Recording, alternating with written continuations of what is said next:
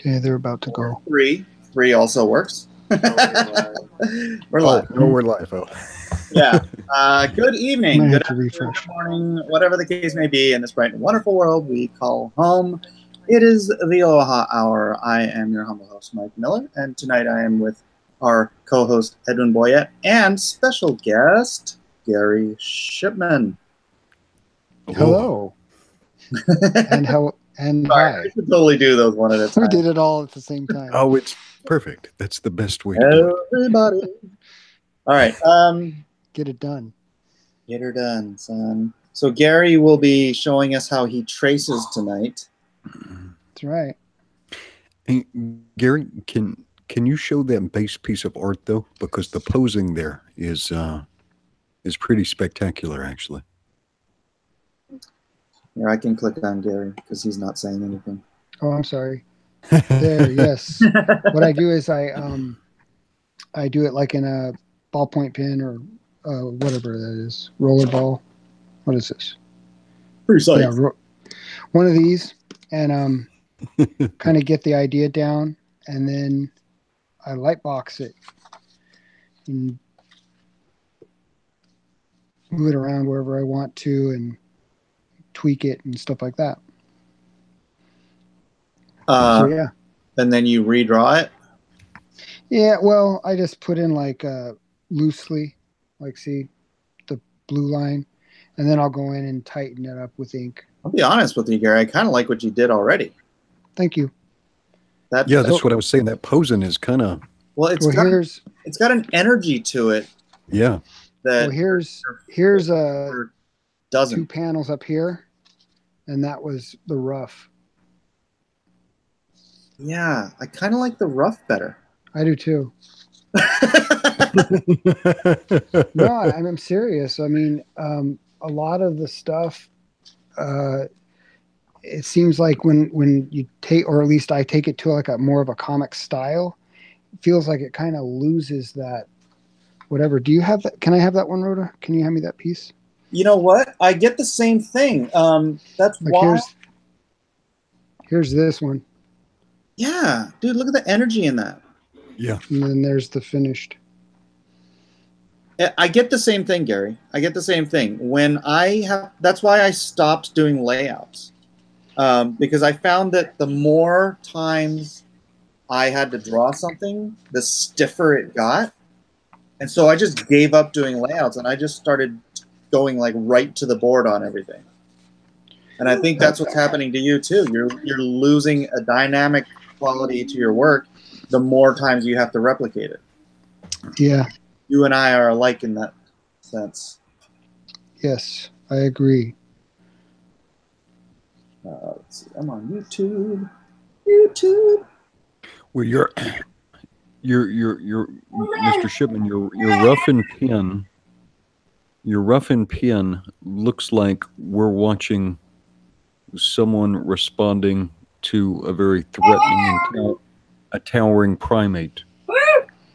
And then a little bit when you light box it and you draw it out, though, it's more like we're getting a memory of that event as opposed to seeing the event itself. Right, I see. Yeah, because that's and let me ask chat. Let me see who we have in here now. What do you think, chat?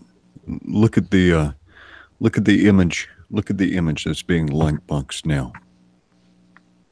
Tell me what you think of the posing and the posing and I guess the visceral quality of that image. That's my kid screaming. Thanks for commenting on it. Okay, so this is Gary Shipman. Now, Gary Shipman had a series called Packin's Land. And Gary, when did Packin's Always Land? On hand.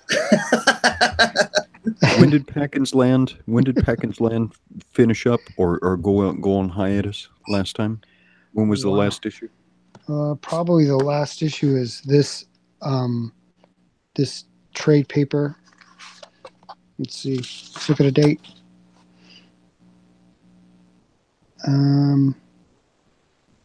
2013. 2013. That was that. But those were reprints. Those were Those are put into. reprints of stuff drawn almost 10 years ago, right? Yeah, I Yeah. think a good 10 years ago, maybe even longer. And then so the publication of Packens Land was split between Caliber Press, and then the only one image or only one issue was published through Image. Is that correct?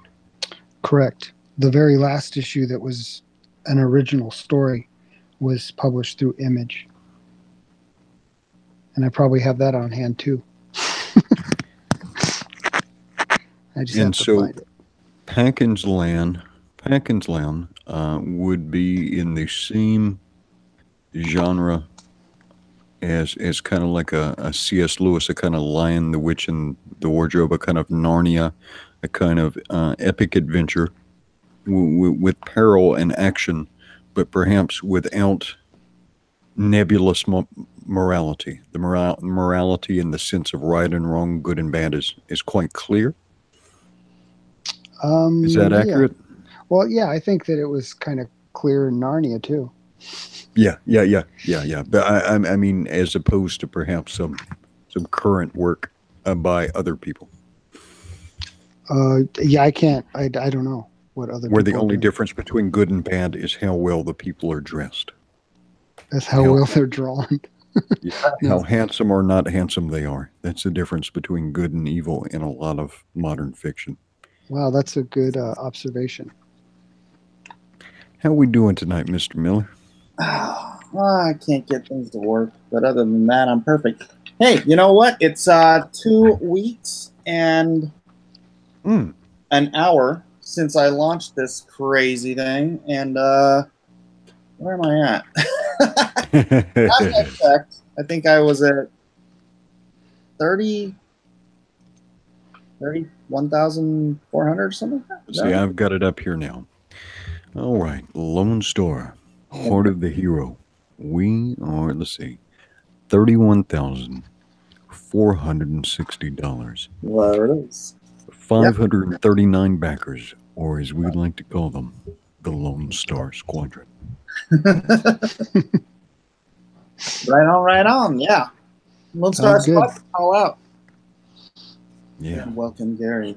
Gary, have you back to my... I'm just kidding. What? Don't worry, Gary. You don't have to back my book. I'm not going to make you. All right. Gary's going to see me at a con and ask for a free one. I know how you are. I'll ask you for a free one after the stream. Yeah. I don't have them yet. Yeah. They're in progress. That is correct. So you're just using the light of your computer to light your face, Edwin, right? I've got a lamp on behind me. I don't know if you can see it. Oh yeah, behind you. Yes. Yeah. It's the Star Trek flare. Yeah. Well, everybody flare. should have a little lens flare in their life. I'm probably cool enough where I should have two, but I'll satisfy myself with one tonight. Yeah, I just have a little plug-in LED light I put on behind my computer so that I'm not just in shadow like this. Well, you've got your interrogation light, don't you? Yeah, but that's all the way up there. I'm not going to turn that on. It's like a big old bright spot on my forehead. I'll pass. Actually, I can even. This is too bright. I can alter it. Let's see. Oops. No, that's just a different color. Yeah, that's on, but it's like very dim. So it's right in my eyeball. We'll see. I will adjust my proximity. Let's see. It's kind of funny. The image you see in Hangouts does not quite correspond to the image that gets broadcast sometimes. I'll get it out of my eyeball. How about that? Oh yeah, the little. That's all right. Yeah. So what's going on in the world of comic dumb today? What happened to all the aluminum prints that got damaged? I got asked. Well, the printer was kind enough to replace them. So we got those, and then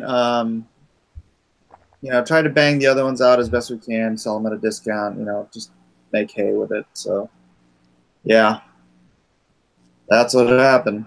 Kind of sucks. I had to ship those. I had to ship 2 boxes of aluminum prints back out to my guy, and we really packed the heck out of them this time because I didn't want that to happen again. So, yeah, they are on their way to Austin. If anyone is going to RTX, you can grab some of my metal prints or some of my paper prints from my boy John. I do look a little fuzzy, don't I? John, is it JJ Kirby or a different John? No. John is not a Kirby. Not a Kirby.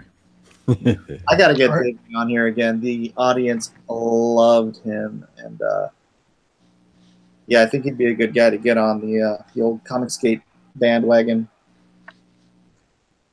because he seems to agree with the basic concept as we laid it out, not as the left wants to. Yeah. There's this fake narrative that, like, yeah, nobody cares about this stuff, right? Oh, you just don't want diversity. You don't want to read comic books from half Japanese men or Hispanics or blacks or what? It's insanity. Yeah. Who even thinks like this? This sounds like it sounds like a badly constructed cartoon villain from like the 1940s in an after-school special or something. Yeah, well, they do it. They like to take the. Well, Michael Shield got first comment on this. They can't handle people disagreeing with them, and so because they believe that everyone who disagrees with them is, you know, nefarious or just dumb or insane, then that's how they have to label any movement that comes about from anyone who they disagree with, right? Because they're trying to delegitimize the movement, and they do that by not having. If you honestly think someone is stupid or evil or crazy, do you listen to their opinions? I listen to you all the time, Mike. Gary, go now. Gary Shippen with the stick burns. Man. How did we wind up with the ruthless version of Gary? I got some sleep. I don't know. Is that what it is? Took an 8-hour nap earlier today. I came prepared. But yeah, so that's, you know, that's how they intellectually refuse to even have to listen to anybody else's opinion or anybody else's solutions for any problems, because if your solution is coming from a place of you know, malicious intent, then clearly it's not a solution they want to even consider. Have you heard of this figure called Kwanzaa? What is it? Kwanzaa? Yeah. Is it Kwanzaa? I don't know. His I saw him on my Twitter feed for the first time today, and I was not impressed. Okay, Sydney, he has been successful crowdfunding comics himself. It's sort of like a bizarro version of Comicsgate. And what did he did a comic book. He might have 2 of them. It's called Black AF, and you can imagine what the AF stands for. And it's for sale on Twitter. Yeah. No idea. Okay. Yeah. But his Twitter feed is amazing. I was kind of sad though the first time I heard the dude's voice though, because his name is Kwanzaa, and I'm probably going to butcher this part. It's Osefo. I don't know. And I was hoping for like a robust voice, and it's not. It's not a robust voice. Is it a soy voice? Kinda. Diversity in Comics does a good read of it, but and how does he do it? What's insane in comics get haters thinking we are having a dialogue instead of them. Yeah, but I wanted more like a voice like this, you know, down here in this register. Like I wanted Barry White, and we got like Urkel. It's just you know what I mean. Like if you're gonna have like a cartoon villain opponent, you want him to be worthy. You don't want him to sound. Well, I was talking to someone, in that thread, about this issue of he's like making everything about race, and someone was saying that somebody asked this other fella. When was the last time something racist happened to you? And he wouldn't answer the question. He dodged it with like, well, when's the last time you had a stroke? As if that... Every day I breathe air into these lungs, into these chocolate lungs. I breathe in the scent of systematic oppression. Well, that's... That your Hapa people have placed upon me. It's true. The Happas will take over the world. Second by second, Mr. Miller, I breathe in your bitterness. Well, according to the alt-right, the Happas are the ones that are taking over the world. Because we are half-breeding the whites out of existence. When was it Genghis Khan killed off like half the world's population and then impregnated the other half, like all in the same year? Was that like 1320 or something? Yeah. No, Genghis Khan prior to Kublai Khan. Kublai Khan was the same time as Marco Polo. Marco Polo was in the 12th century, so 1300s. So Genghis Khan was probably in the 1200s, I think. All right. If I can do the math. Math in my half Asian brains. Yeah, I think your math genetics, somehow you didn't wind up with the Japanese math genetics. Why did it work out like that? I didn't focus on it. My mother was not a tiger mom. She was not that. Yeah, so I didn't. Anyway, but this guy, he has these great posts, and I know I tend to talk. Sometimes I talk a little bit like Tony Robbins. I don't care. I want people to be motivated, and like Kwanzaa guy, some of the stuff he posts is just, it's very special. Yeah. If you ever need a laugh, though, you should follow him on Twitter. I try not to hit out at him too much, though, because he does not do well with it. Well, I don't know. I don't like attacking people in general. Yeah. Like I always say, I'm nice to everybody until they try to stab me. And, there's plenty of people who I don't know will just come right out of left field and throw knives at me.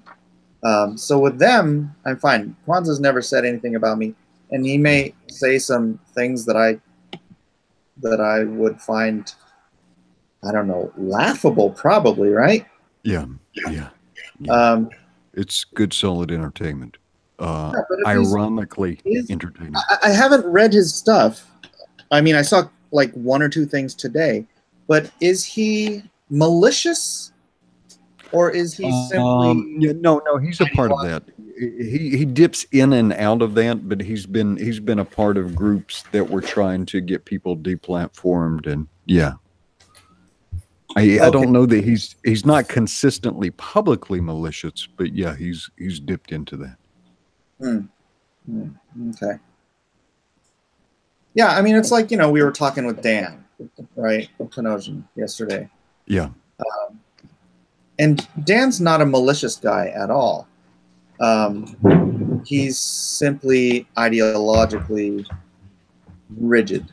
And because of his rigidity, he believes that I am ideologically rigid. I'll admit.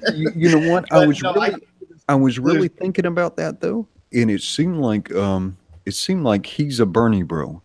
And Oh, so yeah. that seemed to be the crux of the conflict, is that you were disparaging Bernie. And it wasn't so much like ideological, it's just that you were disparaging Bernie. Yeah, he was trying to make a connection. Dan, not Dan Fraga. Dan, wow, I just forgot his name. I've known this guy for a quarter century. Dan Panosian. Dan Panosian. Yeah,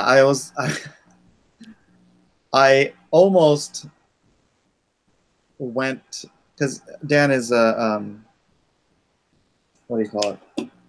Armenian, right? Oh, interesting. And I was, gosh, what was I going to say? Because he was saying how, like, I was saying how Bernie, I mean, literally, I should open it up and read, like, get rid of all of the racist stuff in the Nazi platform, the Nazi Party platform of like 1938, I think it is. Well, there's one in the 20s, and then there's one, and then it gets changed again in the 30s. Yeah. Yeah. So the one in the 30s, it has all this anti-Jewish stuff, right? Yeah. But if you take out all the anti-Jewish stuff, which racism is not political, right? There are racists on the left, on the right, in the middle. It doesn't matter. Politics isn't about racism. So your position, left or right, is determined by all your other politics, your economics, your religious, whatever it is. If you take out all of the anti-Jewish stuff out of the Nazi platform, straight up, if I just read it to you, you'd think Bernie Sanders read it. Yeah, and a lot of people do this because the particular author of some of this stuff, or the leader,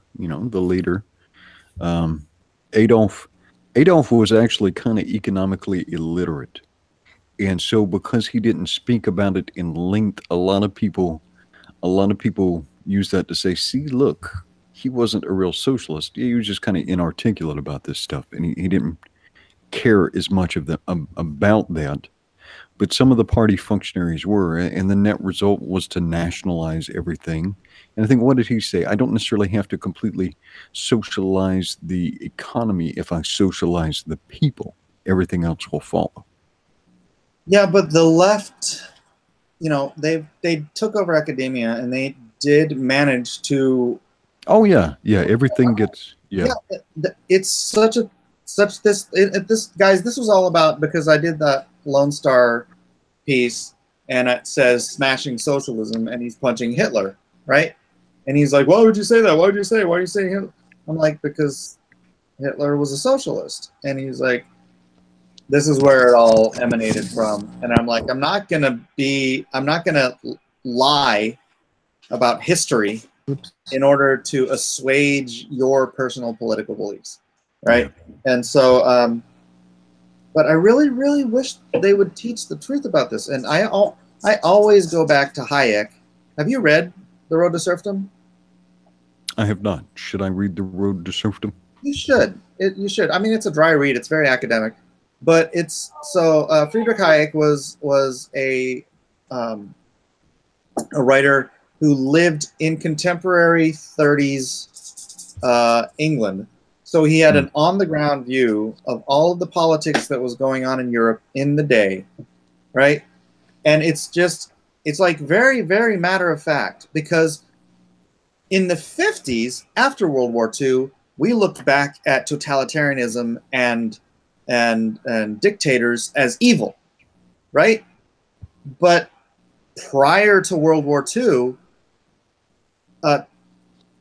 totalitarianism or totalitarian dictatorships were a viable option for the socialists in Europe. Yes. Because they had, after all these years, decades of Marxist teaching, in the what's that school? There's like all these different schools of socialism. Socialism was very popular in Europe, You talking Yeah. about the Frankfurt School or a different? Yeah. All those freaking dirtbags that chickened out of Germany and moved here and started planting their seeds in our academic curriculum. So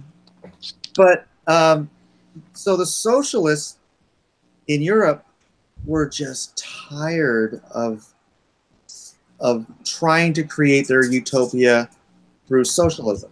Now, socialism, and I was listening to this from a different source, but he was a socialist teacher. He's in one of our universities. I like watched lectures on iTunes University like all the time and stuff.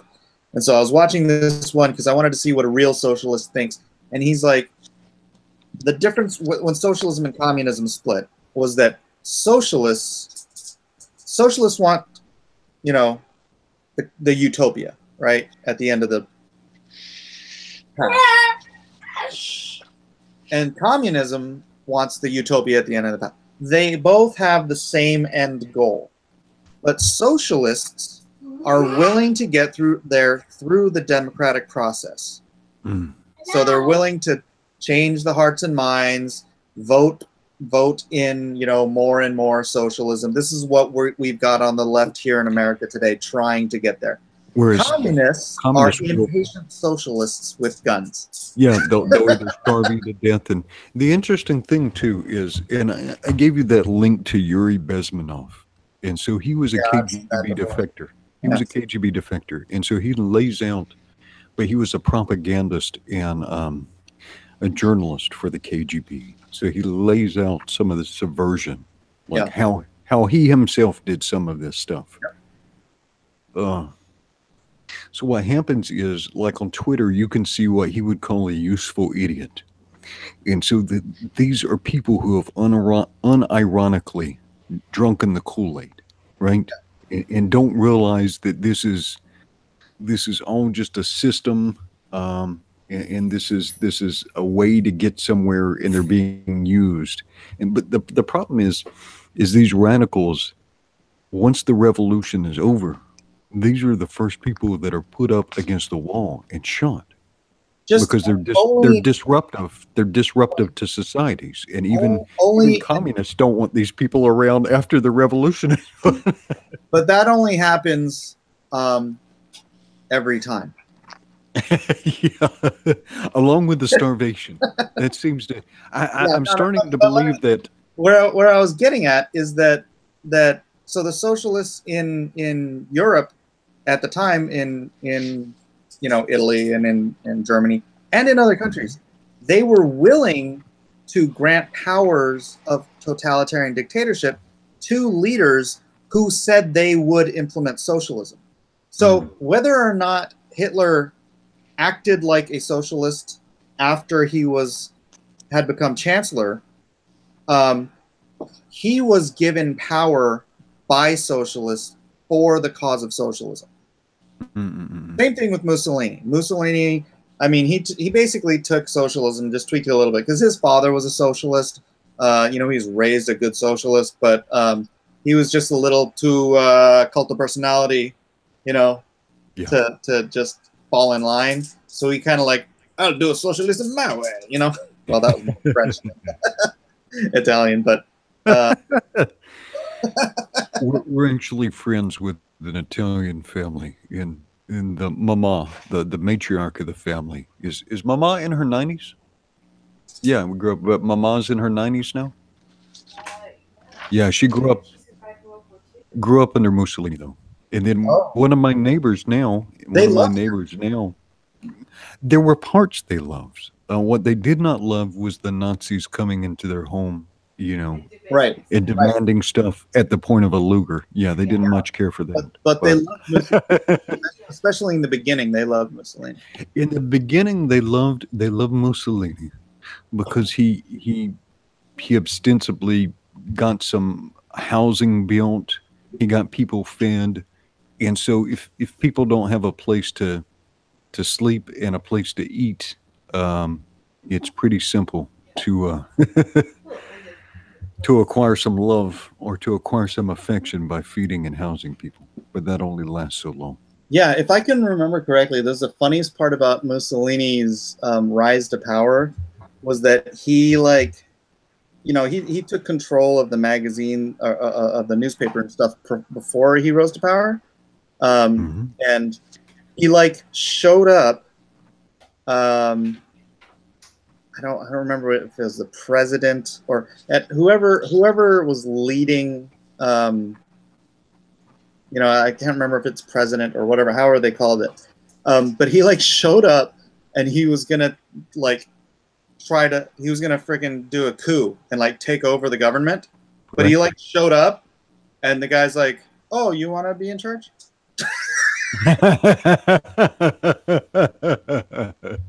And he like granted him powers of like a chancellor level powers because he was there.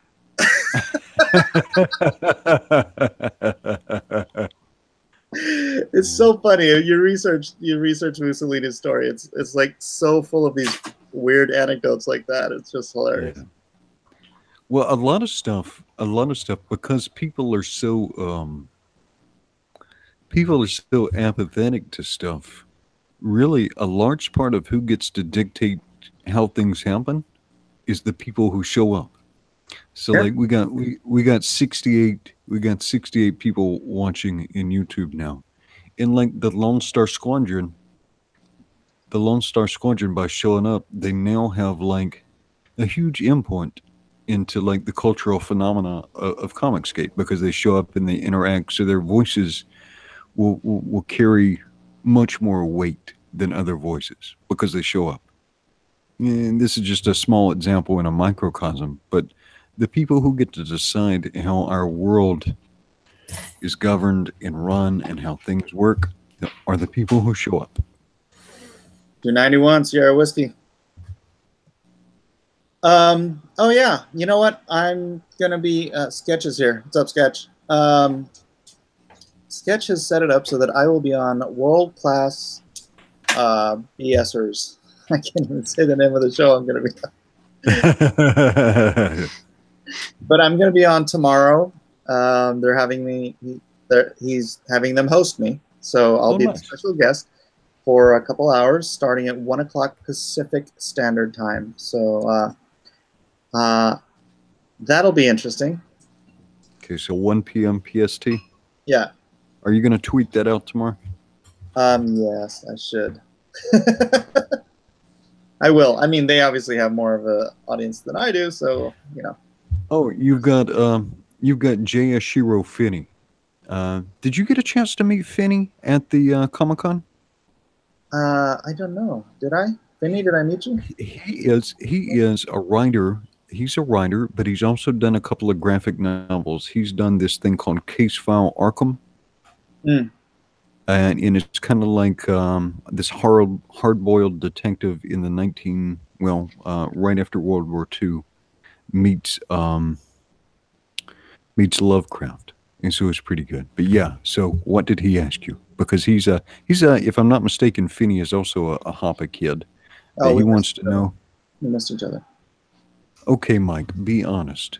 How much commie butt is Lone Star going to kick?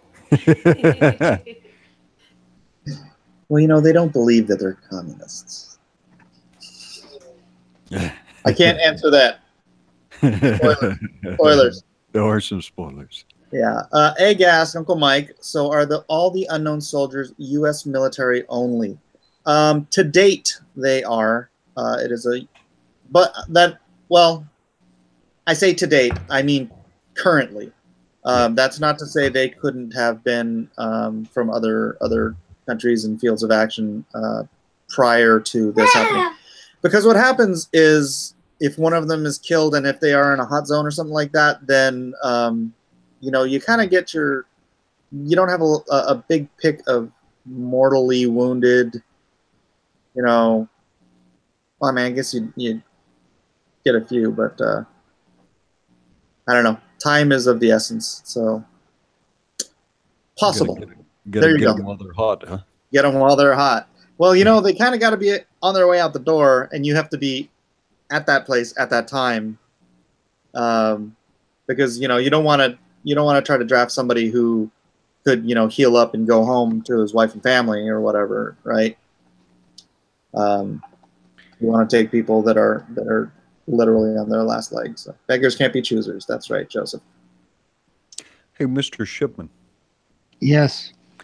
Now that you have a substantial portion of your piece light boxed, can you show us both images at the same time so we can contrast them?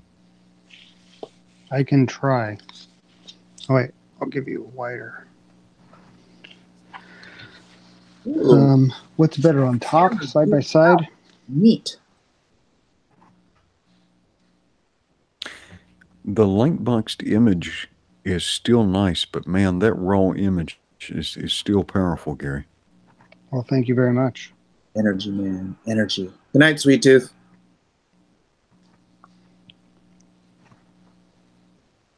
New guest. It's Gary Shipman sketch.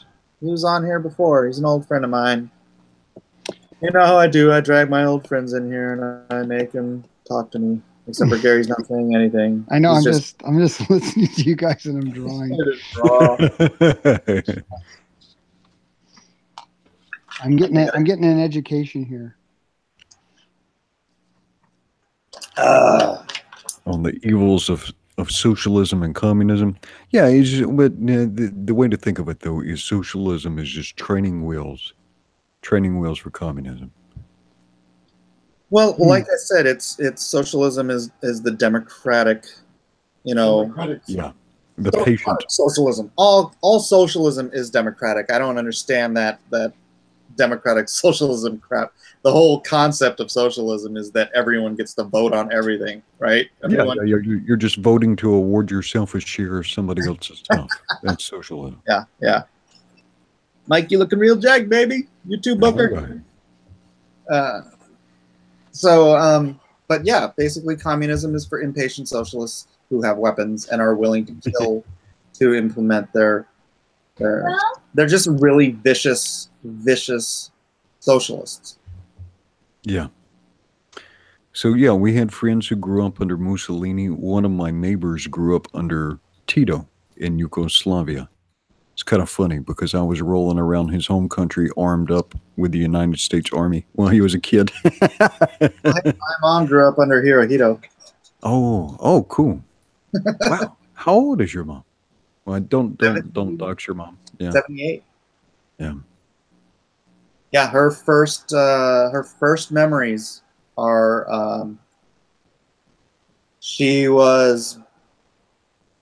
her aunt was carrying her on her back.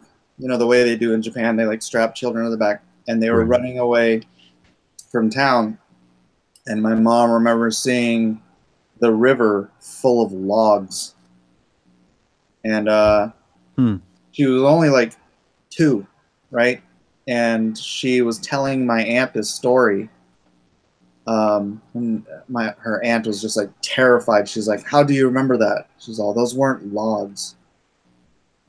So she remembers her little child brain didn't compute that the river was full of bodies. Full of body. Yeah. Yeah, she would have died.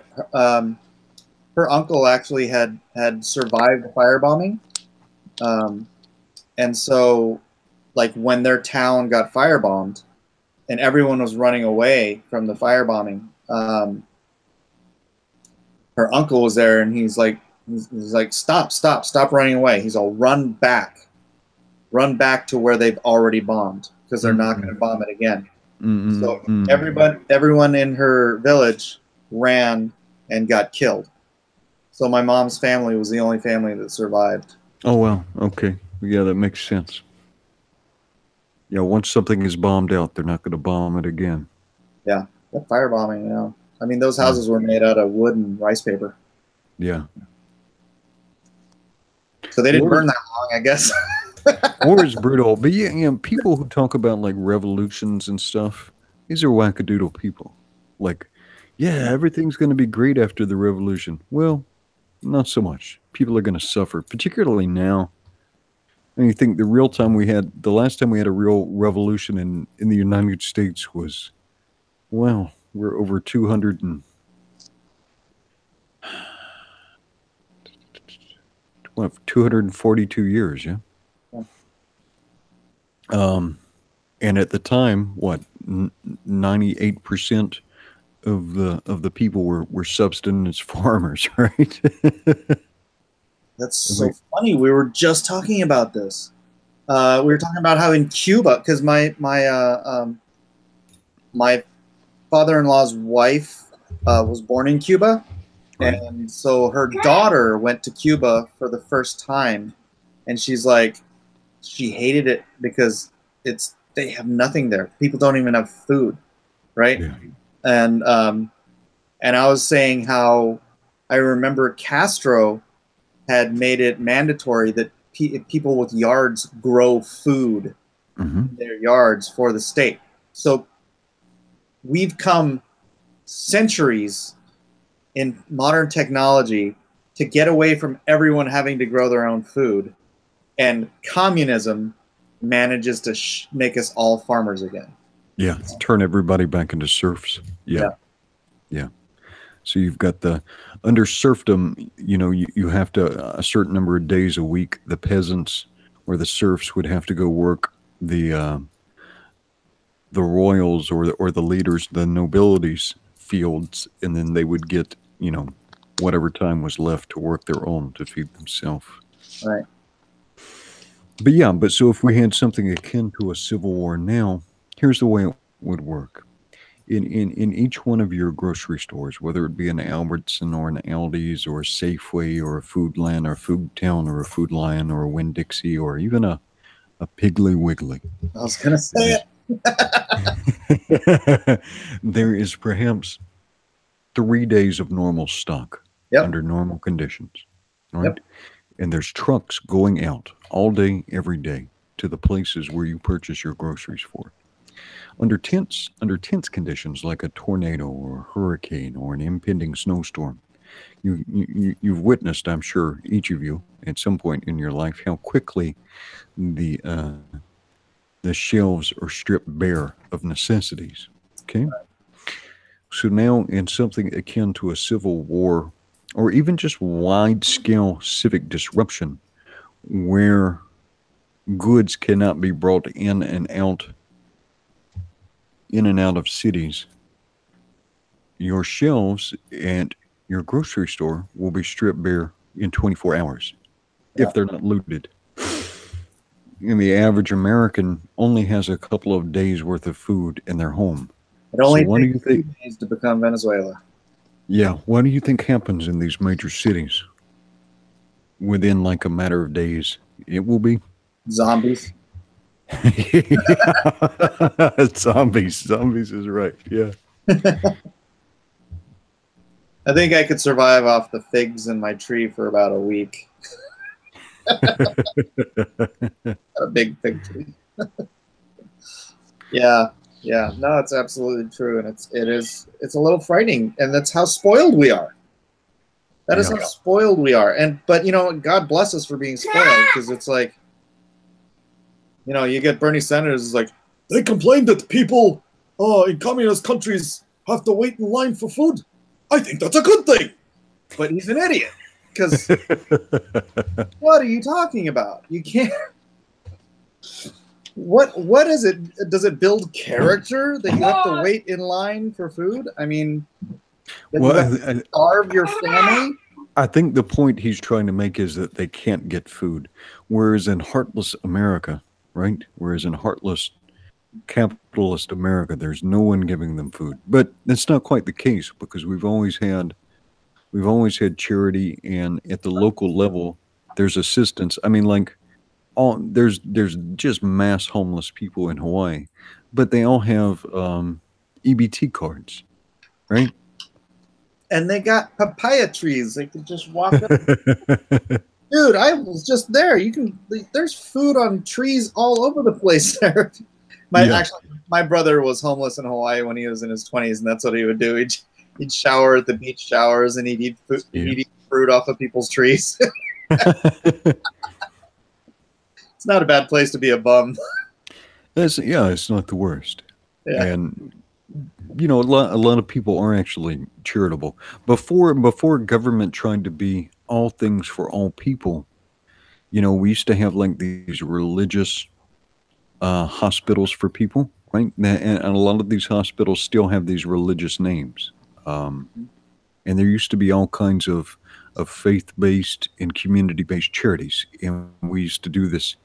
We used to do this stuff for ourselves. We didn't ask some nameless bureaucrat and some law to be passed, and to kind of hide the cost of all this stuff. We kind of paid it ourselves and did it at local levels.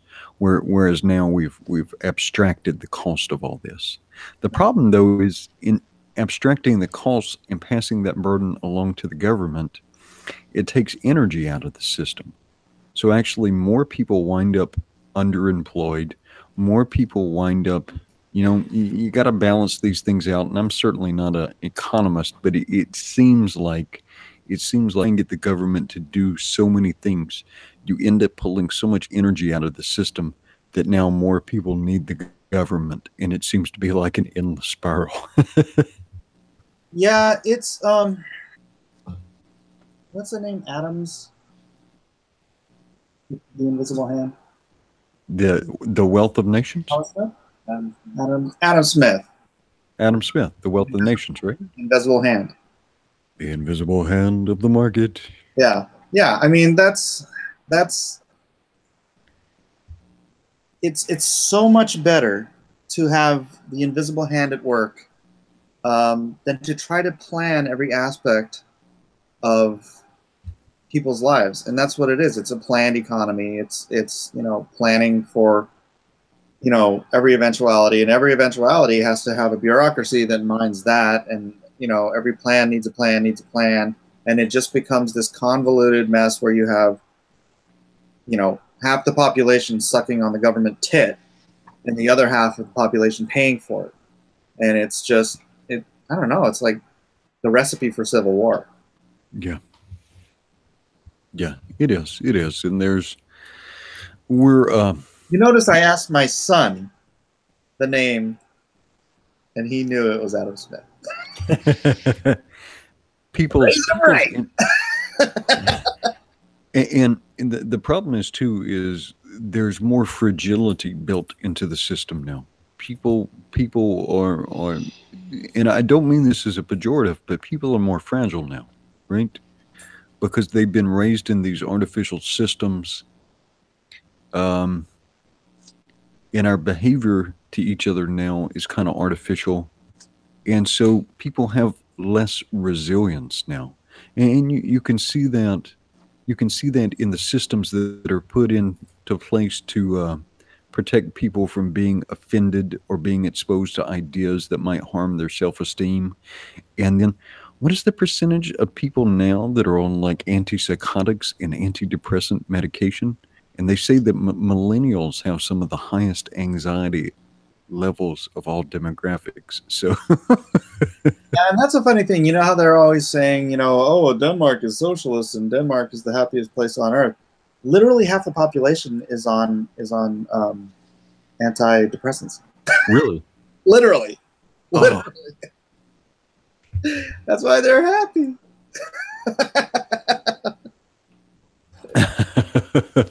Oh, bro. Oh, man. But all right, so here, while we're on the invisible hand of the market, Comicsgate is a good example of this. It's very direct, right?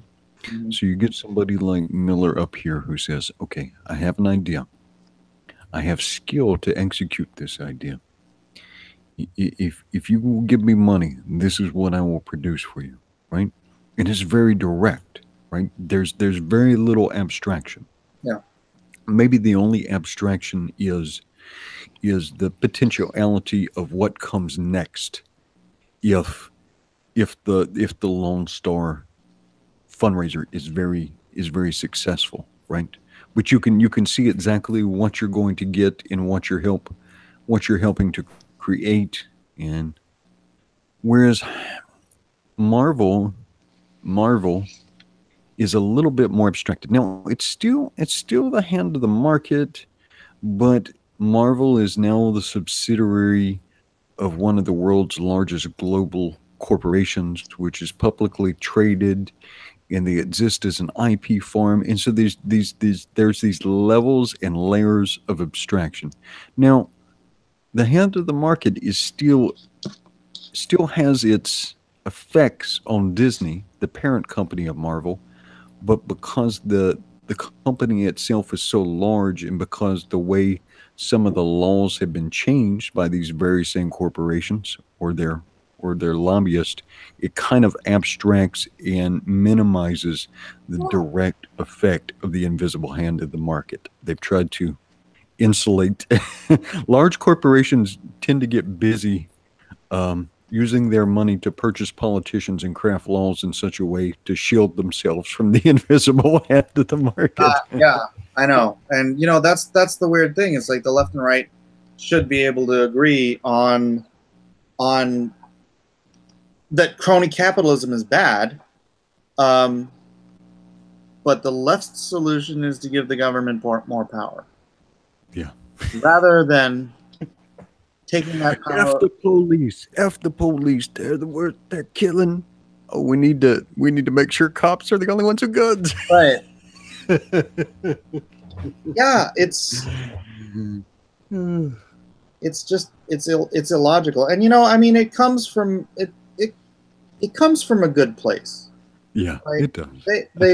I always say that people on the left generally have their hearts are in the right place, but there's a disconnect between, you know, it's like, and that's why conservatives are routinely considered to be heartless, because we don't care how it feels. I mean, it's not so much that we don't care how it feels, but we know what works.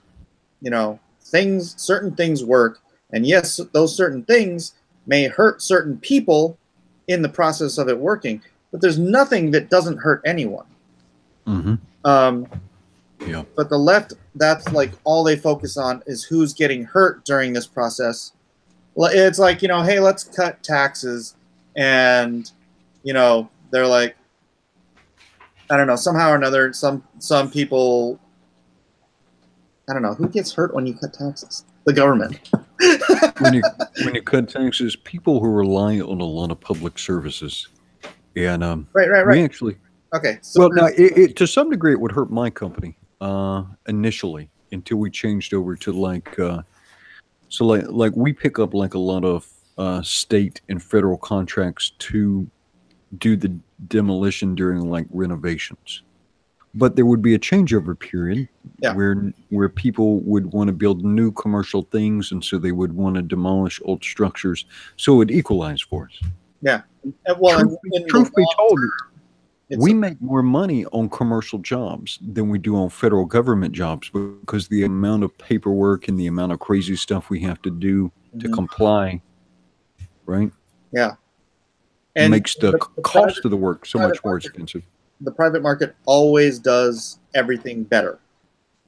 Yeah. Then I use the example of anyone who's lived in San Diego for the last 20, 25 years. You could watch, because there was this interchange. What is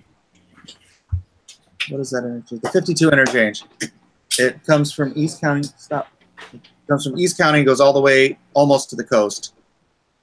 They were working on that thing for like 20 years. Wow. Right? It was crazy. It was like, it's something I remembered them working on when I moved here.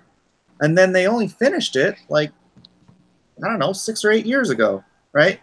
And then there's this other highway, which was a privately funded toll road, which went from like, it goes almost all the way down to the border, and then it goes up to like mid county, right? That thing was done in 2 years. And it's the difference. And there's another interchange, the 72, or no, is it the 72? I think it's the 72.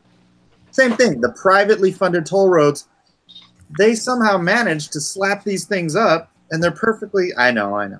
They're perfectly functional. You know. I mean, they're the nicest highways in the county, frankly. But they're privately funded toll roads, and they got done in a couple of years. And then all the publicly funded stuff. All right, dude, beat it. let's check in with Mr. Shipman there for a second. Yeah, I'm just drawing and listening. I had to go turn the fan on. It's getting hot. Yeah, I had my son go turn the AC on. Air conditioning. Love your trolls, Mike. Ah, thank you. Yeah, I know. They live to troll me. Looking good there, Mr. Shipman. Thank you. Oh, wait. Mark Pexton here says, you guys are the same level of lazy ideologies you constantly complain SJWs are. You'd rather echo chamber your fantasy model of the world than look at the complexities of it. Mark, would you like to come on and chat?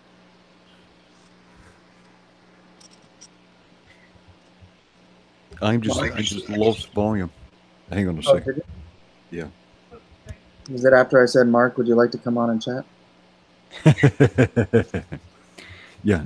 Hang on a second. Sure. All right. How can we get Mark a link? Mark Pexton. Ask him to send your email. Let me see if we follow each other on Twitter. For what? You guys. On Twitter? No, is he on the chat? Yeah. Just send him, give him your email address. Give me your email address, Mark. Post it right here. And then you'll send it.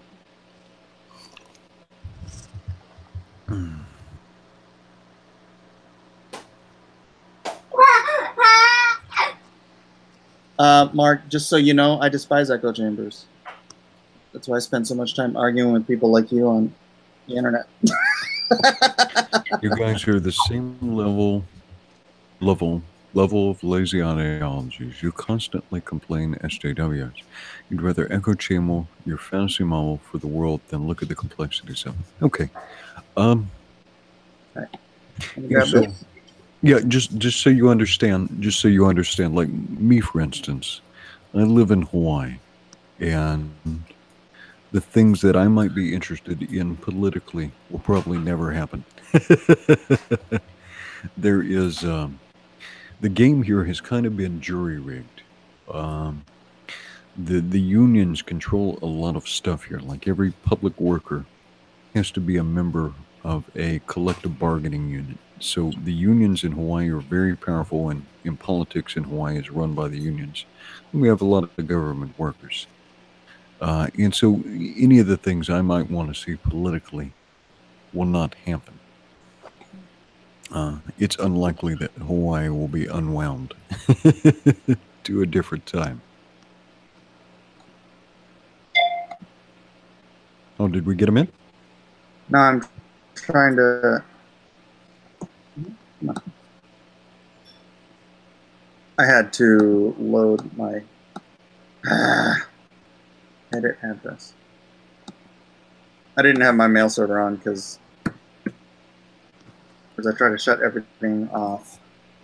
But you know, back with the term SJW, I don't always like the term SJW myself.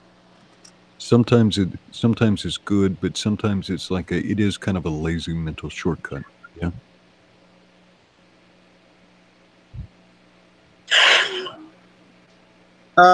It's just yeah.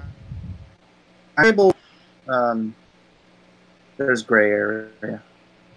Oh, you just got kind of domo arrogato. All right, Mark, send it. Mr. Roboto, domo. Domo.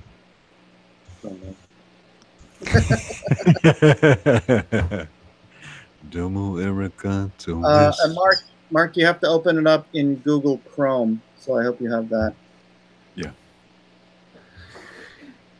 Google Chrome. It is the browser of the proletariat. No, honestly, I was actually thinking about trying to get together with someone like Dan or Dan Tony would Bedard. be fun to talk to. I think. Yeah.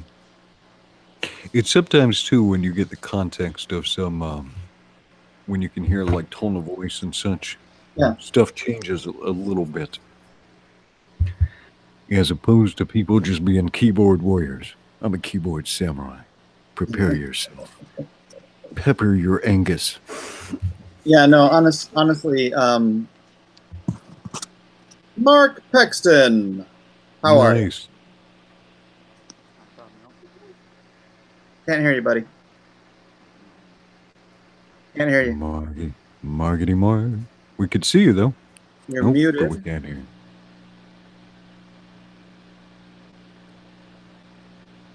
You're muted, Mark. I don't know if you're muting yourself on purpose. He may have muted himself to straighten out his. Can you guys hear me now? Yeah. Yeah. Oh, brilliant. Thanks for having me on. Hey, you're Kiwi or Aussie? From Britain, UK. Oh. Britain.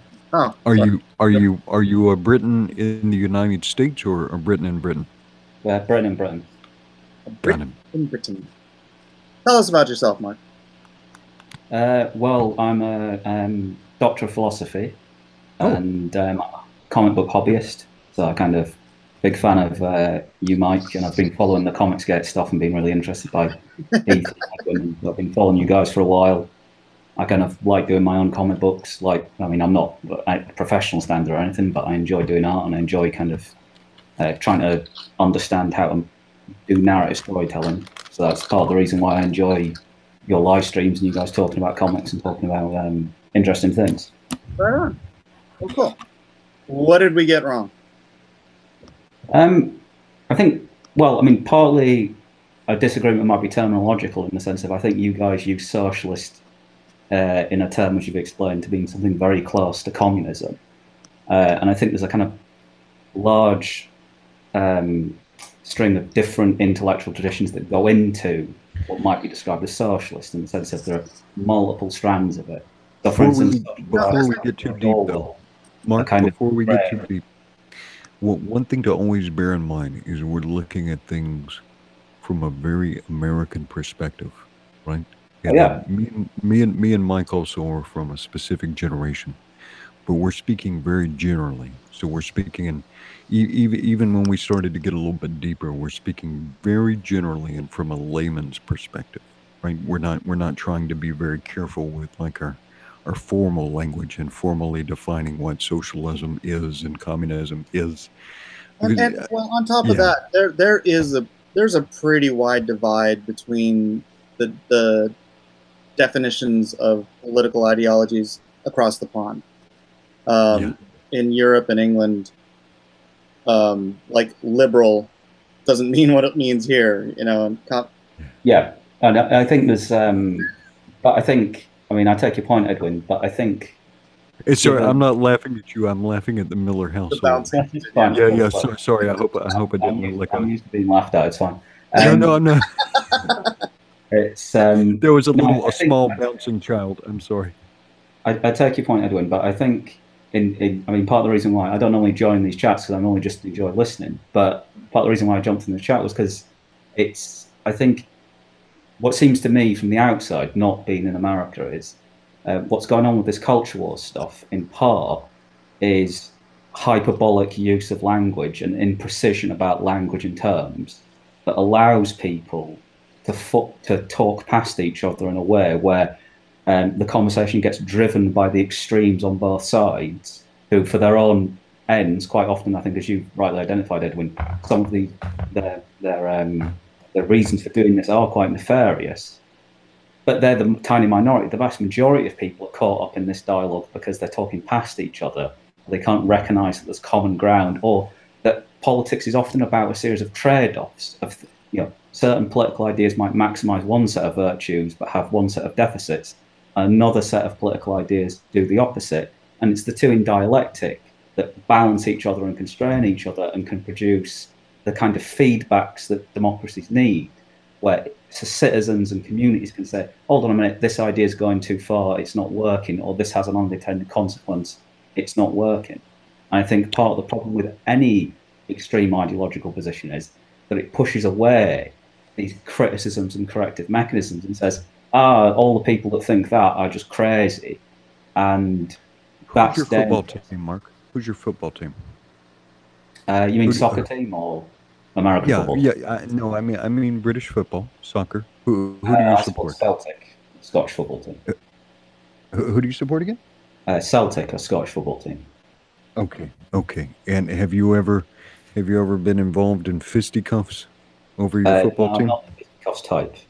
I wish I was. Have I'm you? not manly Have enough you? for fisticuffs. I'm too sorry for Okay. fisticuffs.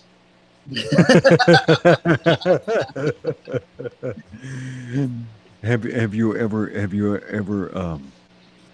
ever felt strong emotions over the outcome of the performance of your team's football games, their victory or their defeat? Have you ever felt Yeah, any emotional absolutely. investment in that?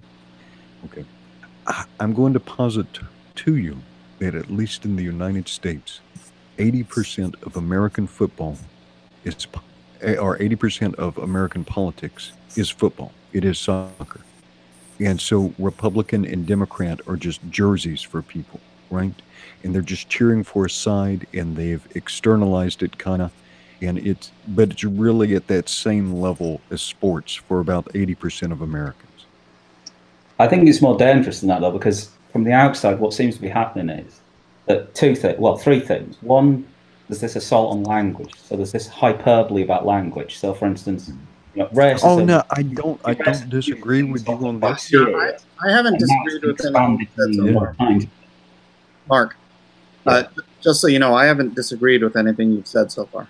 Yeah. No, well, like I said, I mean, partly what I kind of was, disappointed to see was that my comments in chat were immediately dismissed as if I was a troll. I'm not a troll. I'm a fan of you guys. Oh no! I'm not sorry, I wasn't even reading it. I just saw you. Sit here and say I live stream you guys because I don't like you. I don't like what you're saying. what I'm offering is a counterpoint, like a European perspective on what these ideas might mean.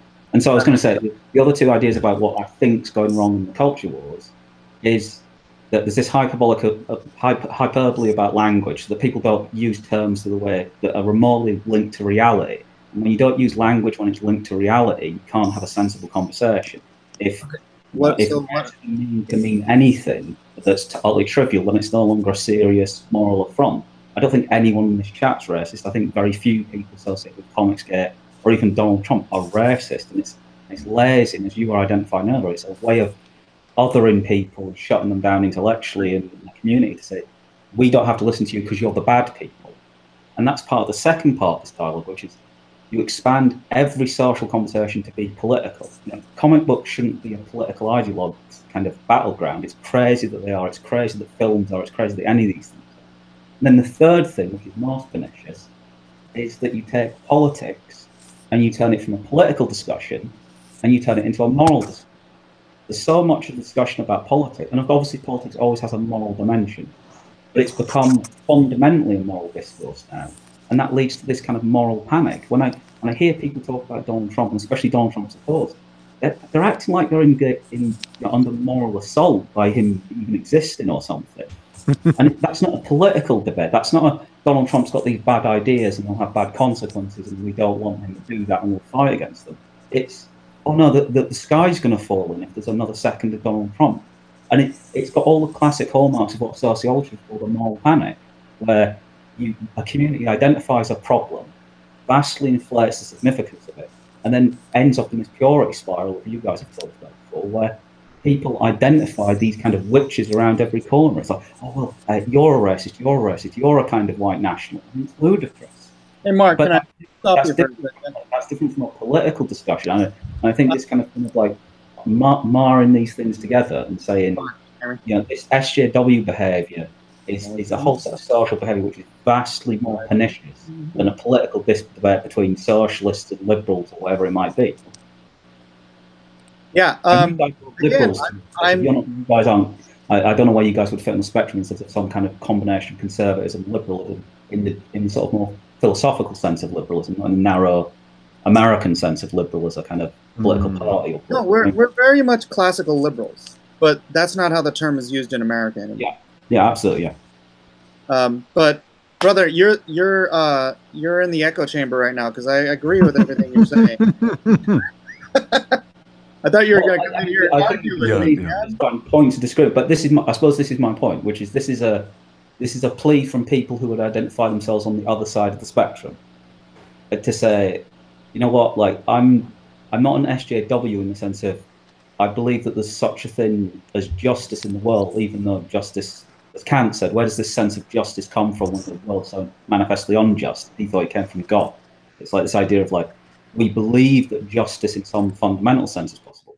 This idea of social justice is crazy in the sense of justice is a thing that individuals should try and kind of create, communities should try and create. You can't create it by a proxy. And when I use the term social justice warrior, for a large extent, I'm using it to identify people that have an ersatz commitment to justice. They don't really care about justice.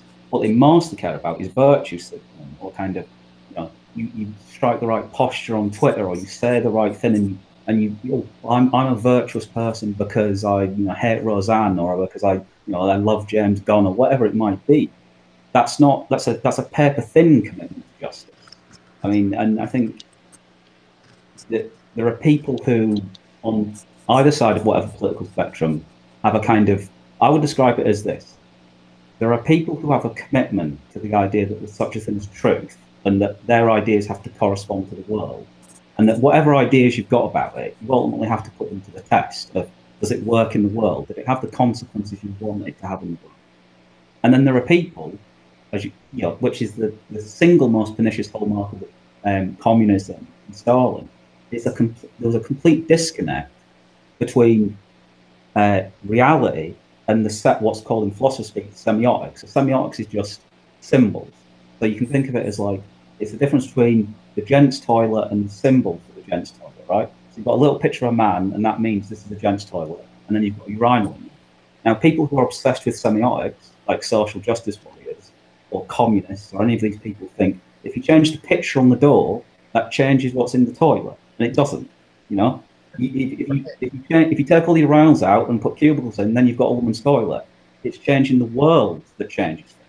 It's not changing the symbol. But it's part of this thing of like, this isn't a left-right debate. This is a debate between people who believe that there's such a thing as the objective reality to the world, and words should match it, and people who think, no, it's gobbledygook world, and we just make it up. Can you gather a breath for just one moment? Yeah, sorry for it. I'm used to my poor dialogue. The chat wants to know exactly what you were complaining about then. Actually, I've got notes. And let me repeat this back to you. Bearing in mind, though, that probably whenever there's conflict, there's a misunderstanding. And I would suggest to you, if we're having if you're getting any pushback in chat, what I would imagine it is probably defensiveness of Mike Miller, because Comicsgate is largely a reactionary movement. And so, because we're a small movement at the moment, people tend to passionately defend the particular creators who will go out on a limb and defend each other. I have to tell people sometimes, please don't get offended on my behalf. I'll be all right. But here's what I heard you say. And one I will say to you, will no one rid me of this troublesome PhD? Since you said you had a doctor of philosophy. You said an assault on language, use of this hyperbole. You talked about the way we use language now, where there's a decoupling from reality, and we can't even have simple everyday conversations because of the terms. And then you talked about the moral dimensions of language, some of these moral panics. And we've seen some of this stuff before, you know, with Cromwell, with the Puritans, with the Satanic Panic, with prohibition in different things. The witch trial. I mean, this isn't a new phenomenon. Yes, I think it's amplified by social media. I think it's kind of intensified by that. And some of this probably, now me and you may disagree with some of this. Some of this I think is an artifact of Marxism, and it's not necessarily peculiar or particular to Marxism, but one of the aspects of Marxism was to politicize the personal, which is why you see and this is one of the tools and techniques of Marxism, to separate people, divide people, and be able to work this change by politicizing the personal. Number two, I think there's an addiction to some of these exchanges, because the SJW religion is a very cheap way to purchase this good feeling, right? Because you Yeah. you can make Oh, yeah. this expression, and there'll be this real high emotional response, and then you get that dopamine hit. You get these hit of these neurotransmitters that make you feel nice, and you feel like you've accomplished something, but all you've done is, blah blah blah. Yeah. Maybe at the expense of causing another human being some pain, and not actually getting anyway, not, like you say, not actually achieving any real justice. Yeah. Right. All right. To me, it sounds like, and you said you've got a PhD, it sounds like you're probably like me, like you've got an interest in this academic stuff, and we're willing to back down. And I actually use the word hyperbole probably about 5 times a day when I'm talking to people, because we bring everything way up here, right? Yeah. And if we actually want to get somewhere, we have to bring it down here for the most part. So we can actually hear each other. We don't get caught up in our own self-righteousness, right? So we're so I agree worried about our own self-righteousness that we can't. Absolutely. I'm going to have to tell you a lot of what you said I agree with also. Mm-hmm. I think what I would tell you, though, as an academic, most people aren't operating in your mode. 95% of the world is not operating in your mode. They're operating more in the mode of a soccer fan, a football fan, more down at this, rah, rah, rah level, okay? And so these things are fantastic, and we have to talk at this level, but most conversation doesn't happen at that level. It happens at the football fan level, whether that's British football or American football. That's the level where most political discourse happens. Can that be changed? Maybe, but you might need a better set of people, and we have the people we have. And I'm not talking about Comicsgate. I'm talking about the world. I agree and disagree in the sense of clearly you're right. I agree that you're right, but in a certain way, I kind of think that there's 3 different ways of approaching this kind of dialogue. One might be in this kind of highfalutin academic way, and I'm a philosopher, and in philosophy, a lot of arguments do boil down to being very precise about what you mean. In the sense of, if someone says, I believe in social justice, it's amazing to me how many social justice warriors, if you ask them, what do you mean by justice, wouldn't be able to tell you what justice meant. What do you mean by when you say someone's a racist, what's your definition of racism? And they wouldn't have one. And I think that's a problem. But I'm going to disagree in the sense of, I think what might be described as ordinary people who aren't the hyper-politicized, they might not be able to think in these kind of more specific intellectual terms. But they have a sort of ingrained sense of a sensible conversation and a decent dialogue kind of thing. If you go out to Middle America, say, or you talk, for instance, to some of those Trump voters who last time voted for Barack Obama. I mean, it's incredible to me that the sort of mainstream, liberal media narrative is that suddenly there was a kind of white backlash of kind of sui generis racists that spontaneously appeared when a good chunk of these people voted for Barack Obama twice. It's simply that they perceive a series of problems in their life. Someone comes along who acknowledges those problems, offers solutions to them, and a lot of them aren't particularly ideological, they're pragmatic. They go, say to Trump, well, you might be a shark lawyer, but at least you'd be my shark lawyer. If you're the president, you might do something for me, because this other lot just tell me that my life's as good as it's ever going to get. And I think this is where, but there's this third group of actors who are deeply ideologically driven. They don't have any interest in a real discussion, either academic or simple. What they want to What do you think they want? They want to confuse the discourse because they don't want to have a conversation. Because I'm going to disagree with one more thing that you said, which is I agree that a lot of the time people have disagreements because of misunderstandings. Not all of the time. Sometimes people have genuine disagreements because they have different things they value, different things they want to prioritize. And in a healthy society, people can understand the position of their antagonist. They can say, right, I don't value the precise mixture of things that you value, but I can see that given that you value those things, that's the conclusion that you'd come to. That's who you'd vote for, or that's what you'd advocate. And then we can disagree. But that's not the left. I mean, I don't mean to paint broad brush the entire left, but that's what we're saying when we're like defining SJWs. Is Oh, these Gary has to go. Gary Shipman has to go. I need to go now. Bye bye, Gary. Sorry, Gary. Bye. Didn't mean to crash. It's people, like I said before, that they necessarily have to give you nefarious intent or believe that you are somehow mentally deficient, or whatever, and then they choose actively not to even consider for a brief moment that your solutions or your answers or your reason or your logic have any place in rational discourse, right? They ought, that's why they block us.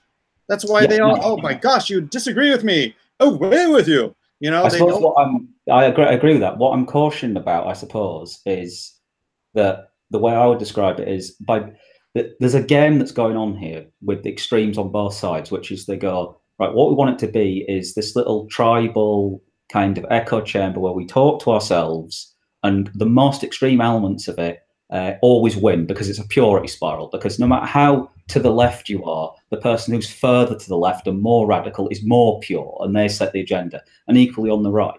And what I'm cautioning is that when you say things like, it's the left that's the problem, it's not the left that's the problem.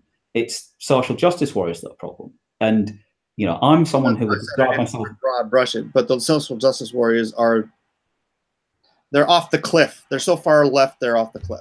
Yeah, but the thing is, it's like they're, in a way, they're... and I'm not diminishing the connection between kind of communism here and Marxist kind of utopian ideology, because part of the problem is this fundamental belief in utopias, is this belief that no amount of, you know, the future is going to be so perfect that an infinite amount of evil is justified today because of the jam that you're going to get tomorrow. So this future world where no one's flying the Confederate flag and no one's a racist in America or whatever it might be is so perfect and wonderful that if you have to enforce it at the, you know, barrel of a gun or through social shaming, as Edwin's talked about before on livecast, you know, if you have to enforce it and you have to, you know, ruin people's careers or, you know, dox them or do any of these things, it's justified because the future is going to be so perfect. And of course, that's a pernicious way of thinking, because no society, no bunch of human beings are ever going to be living in utopia. There's always going to be disagreements. There's always going to be problems. There's always going to be a set of things which are your problems as a society. I heard something earlier, Mark. Harm that you're doing right now with what hypothetical good you think it achieves. Mark, I heard something in specific. I heard something in specific in your conversation, and right now we're talking in very general terms about civilization, but it sounded like just a second ago that you actually made that more specific, and made that more specific within the context of our actual comic book communities, our comic fans, sort of the debate that's happening around comic books. Did I hear that correctly, or? Yeah, I think comic books are an interesting. I mean, I come from a British tradition where it's like, you know, I grew up reading like 2000 AD and Judge Dredd and kind of loving American comics. I remember my dad, but you know, a corner shop, like the you know, just not a comic shop, just a regular shop that sell groceries and sweet stuff. They'd occasionally have the odd American comic in. The first comic he ever bought me was like Frank Miller's one of the issues of Frank Miller's Born Again Daredevil, and I was intoxicated by it. And he loved American comics. And every Sunday, when we finally started getting comic shops here in Britain, we'd go along to the comic shop, we'd get a bunch of comics, we'd sit around and we'd swap them around and read them. And it's like, for me, they're a brilliant one. They're archetypical stories about morality and about how it affects the 40s, late 30s. So they're reprints. Yeah, they're probably reprints, but it's because in Britain we used before. I mean, it's different these days, but we used to get these weird things where they'd get a bunch of old American comics and then reprint them in some kind of like mega issue or whatever. There'd be a whole bunch of runs. Right. Anyway, how did you find your way into Comicsgate, Mark? I watched one of Ethan's videos on how much DC comic book artists get paid because I was interested in being a professional comic book artist. I was like, I wonder just how much do they get paid? And then I started watching Ethan's video, and he's very funny and engaging. And then I started watching you guys, and I started kind of finding like this. What struck me immediately was how unfair it was to say to a bunch of people that are fans of something who go, we don't quite like this overt politicizing and talking down to us, for then people to turn around and go, you people are toxic, you are racist, you are whatever, because of that, rather than saying, actually, you are people that have spent your lives loving this medium.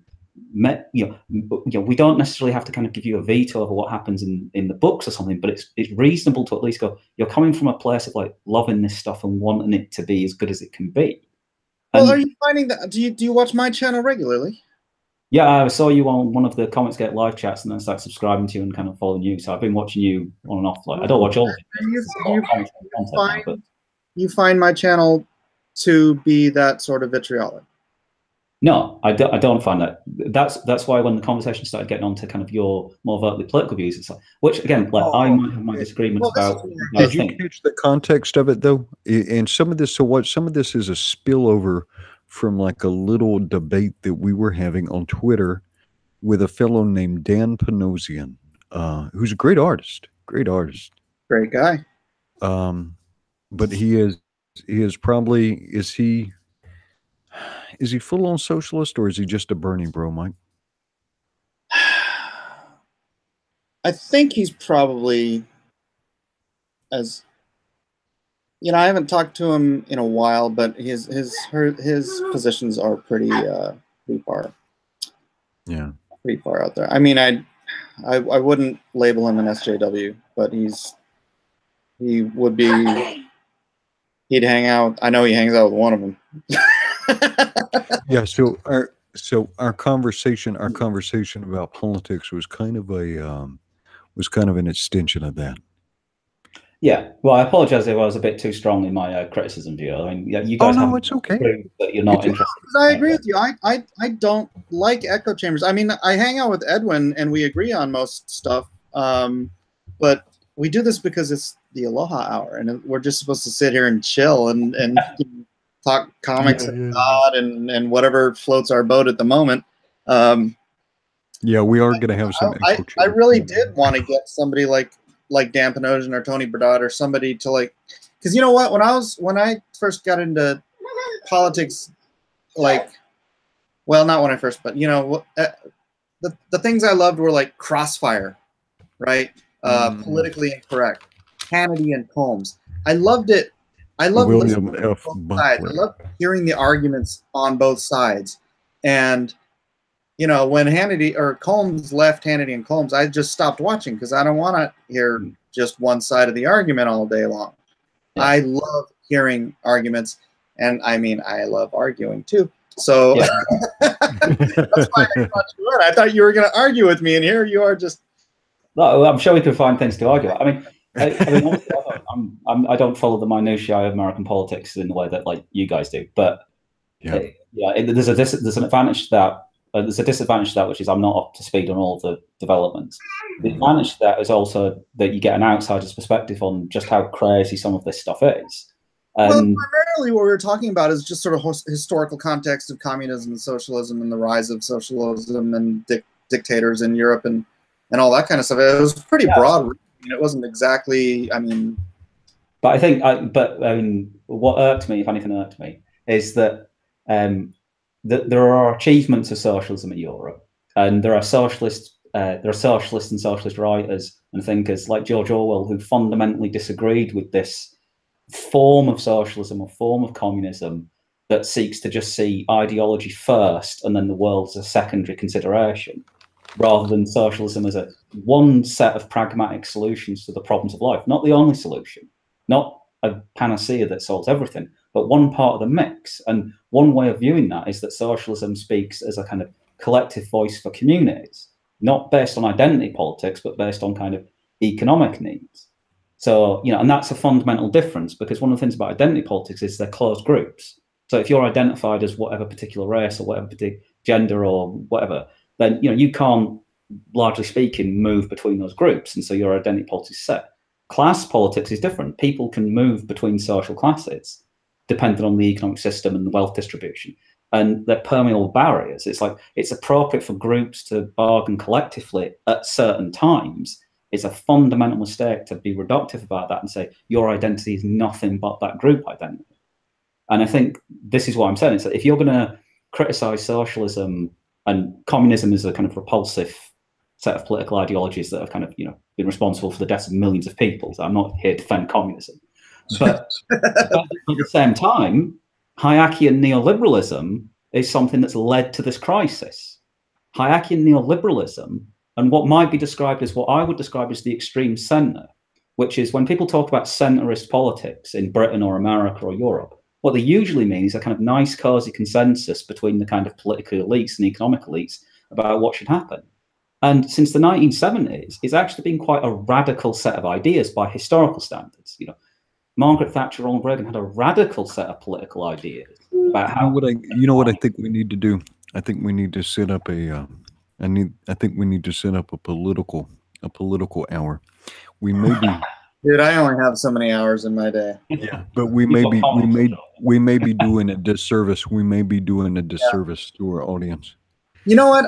I want to backtrack on this. Something you said earlier, Edwin. Yes. And I agree with you. Is that right now this whole Comicsgate thing is a reactionary movement? But that is not, and I'm sorry, this is moving away from politics. But that is not the way to build a sustainable business model for any of us.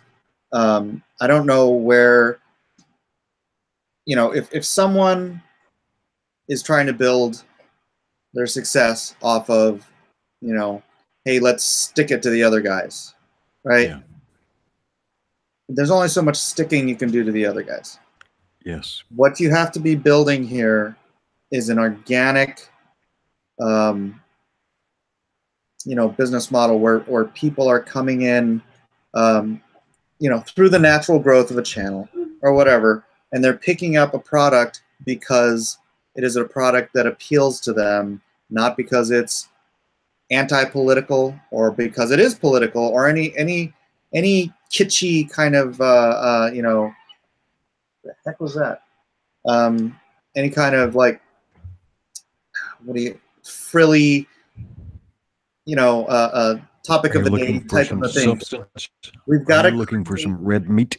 Red, yeah, not red meat. We've got to create evergreen properties that are going to sit on a bookshelf 30 years from now, just like, you know, the Frank Miller Daredevil or, you know, freaking Paul Smith X-Men. The stuff that people are going to go back to decade after decade, and they're not going to sit there and say, well, you know, why is this this Comicsgate thing, whatever. That can't be what we're trying to accomplish. And I understand. I think you're ultimately right about that, but I think one of the paradoxical things about Comicsgate is it's undeniable that the initial part of the initial growth of what's driving it is how political it is and how people are funding various Indiegogo campaigns and things on the basis that you're all of a political mind. Now, I think it's one of these ironic things. It's like business, isn't it? You might have a product that allows your business to grow at a certain level, and then once you reach that level, you actually have to move away from that business model to grow any further. And I think with Comicsgate, can I ask you something? It ultimately has to be inclusive of people across the political spectrum. You know, but the people it can't include are people who go, truth doesn't matter, shaming's my modus operandi, you know, no platforming is what I believe in, or kind of any of that. Those are the people you need to exclude because they're bad faith actors in the sort of dialogue. Everyone else can have a perfectly grown-up disagreement about politics or anything else, but go, you know what, Mitch Brightweiser shouldn't not be able to draw comic books because he likes Donald Trump. That's crazy, you know. Or yeah, you shouldn't be chucked off a justice book because you're a conservative. That's crazy, you know. Because people no longer make any distinction between the person and the work. You know, it's like the work. Even if you don't like Mitch or you don't like you, whatever, the work isn't that kind of thing. It's like, you know, I can listen to Wagner without kind of being an anti-Semite or something. It's like, you know, there's no, you know, but you can see it all the time in the discourse about popular culture. I mean, even the James Gunn thing, where it's like, you know, I can understand why Disney sacked him, and you know, or the Roseanne thing, I can understand why she was sacked. But at the same time, if people were able to make a distinction between the work and the person, they'd go, well, I don't have to agree with Roseanne's personality or her views. What's the show like? Is the show racist? And I don't think the show is racist. a God in the galaxy is full of paedophile jokes. No, they're not. So it's like it's a kind of it's a crazy thing. Now, I'm not saying that should be boundless, because people ultimately, it's about invested in a thing. And if you're so put off by the personality of an individual, we're all human. We're all inevitably going to go like, I feel a bad taste in my mouth being associated with this thing. I'm not buying it because I don't like the personality behind it. But it's this hyperbolic thing where it's like, that has expanded to that it's this offense culture. People are hyper offended by the smallest thing, to the point where they go, this person is kind of socially verbatim and should be excluded from the conversation. And it's like, they're offended because they want to be, and if anyone seeks to be offended, surely they will be. Yeah. Absolutely. If you want to be offended, you'll be offended. Edwin was going to say something. Yeah, I was going to say, you were looking at the like mind again, and we're saying everybody is of the same political mind. Earlier, when you said, I'm not aware of all the minutia of American politics, I think that might, I don't know this thing to be certain, but I think some of the unfamiliarity may make everyone sound a bit more similar than they are.